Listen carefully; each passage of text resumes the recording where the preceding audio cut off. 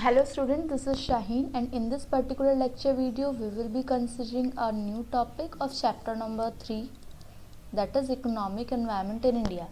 Economic environment in India में हमने पहले डिस्कस कर ली थी कुछ चीज़ें जो कि आपको प्रीवियस वीडियो देखनी पड़ेगी जिसमें हमने सारे डायमेंशंस की बात की हुई है। अब इसमें इकोनॉमिक एनवायरनमेंट डिटेल में डिस्कस करते हैं। The economic environment in India consist of various macro level factors related to the means of production and distribution of wealth. मतलब इसमें बहुत सारे मैक्रो लेवल होते हैं। मैंने 2 लेवल्स के बारे में बात कराई थी, एक माइक्रो लेवल होता है और एक मैक्रो लेवल होता है। मैक्रो लेवल के अंदर जब हम कंट्री की बात करते हैं, मैक्रो लेवल फैक्टर्स की बात की गई है, मतलब प्रोडक्शन की बात की गई है, डिस्ट्रीब्यूशन की बात की गई है, वेल्थ की, which has an impact of business and industry में फ़र्क पड़ता है। फ़र्क कैसे कैसे पड़ता है?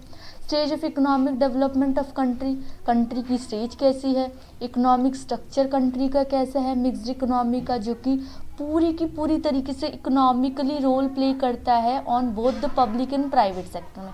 इकोनॉमिक पॉलिसी गवर्नमेंट की क्या है, इंडस्ट्रियल, मॉनिटरी और फिस्कल पॉलिसी के बारे में। देखो थोड़ा सा डिस्कस करती हूँ मैं मॉनिटरी और फिस्कल पॉलिसी के बारे में ताकि तुम लोगों को एक आइडिया मिल जाए। एक होता है मॉनिटरी पॉलिसी जिसके अंदर जो गवर्नमेंट है वो मनी सप्लाई की बात करती है। इकोनॉमिक्स में आप डिटेल में पढ़ोगे, अभी एक आइडिया दे रही हूँ।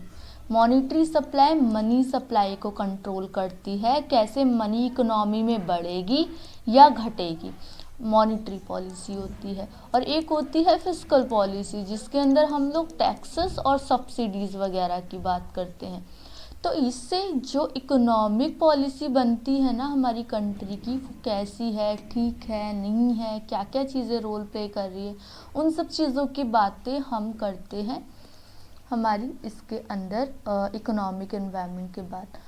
सी पॉइंट हो गया, DEF कंसिडर करेंगे। डी पॉइंट कहता है कि हम लोगों को economic planning including 5 year plans हम बनाते हैं ना, 5 ईयर प्लान 1 2 3 4 आप उसमें पढ़ोगे। जो इकोनॉमिक्स की जो सेकंड पार्ट आपकी बुक है ना, जो थ्योरेटिकल पार्ट है, एक वो मैक्रो है और एक दूसरी वाली पार्ट है ना, तो उसके अंदर आप पढ़ोगे, डिस्कस करोगे कि 5 इयर्स प्लान क्या होते हैं, एनुअल बजट्स क्या होते हैं। जब बजट्स बनाए जाते हैं ना, फिस्कल पॉलिसी, फाइनेंशियल जो पॉलिसीज़ वगैरह बनाई जाती हैं उनके अंदर। Economic indices, national income, distribution of income, GNP क्या है, पर कैपिटा इनकम क्या है।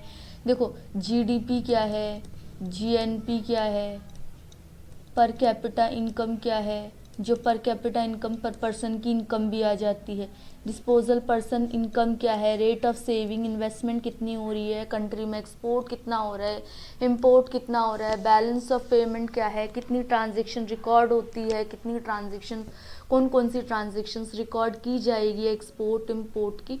ये सारी की सारी बातें आप किसके अंदर करोगे, इकोनॉमिक इन्वायरमेंट के अंदर बात करोगे।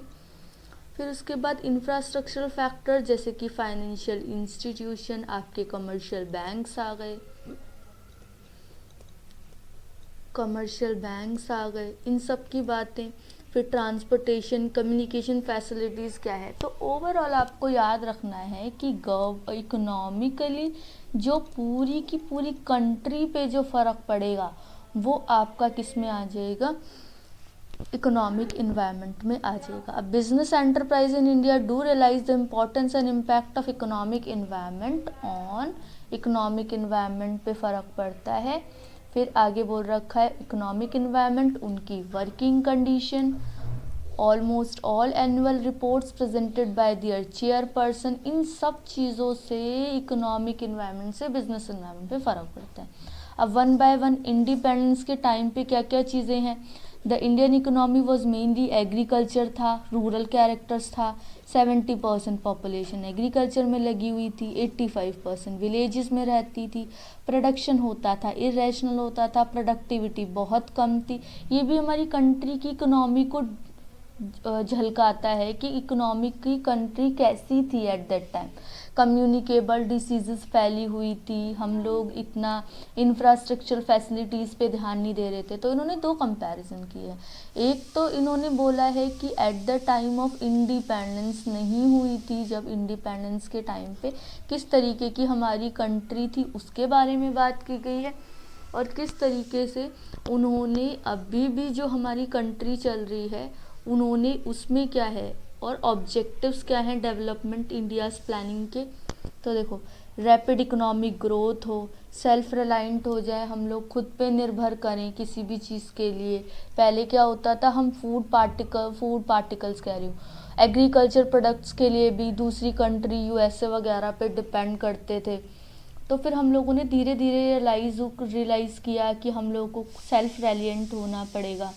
सेल्फ रेलिएंट होने से क्या होगा कि हम लोग खुद अपनी चीज़ें कर पाएंगे, सेल्फ रेलिएंट बताया हुआ है, सेल्फ इंडिपेंडेंट बन पाएंगे, और जिससे हमारी इनइक्वालिटीज़, इनकम की कम हो, ये सारे हमारे ऑब्जेक्टिव्स हैं। इकोनॉमिक ग्रोथ हो जाए, हम खुद पे निर्भर हो जाएं, इनइक्वालिटीज़ कम हो जाए, और भी कुछ चीज़ें हैं जैसे कि सोशलिस्ट पैटर्न हम अडॉप्ट करने लगे।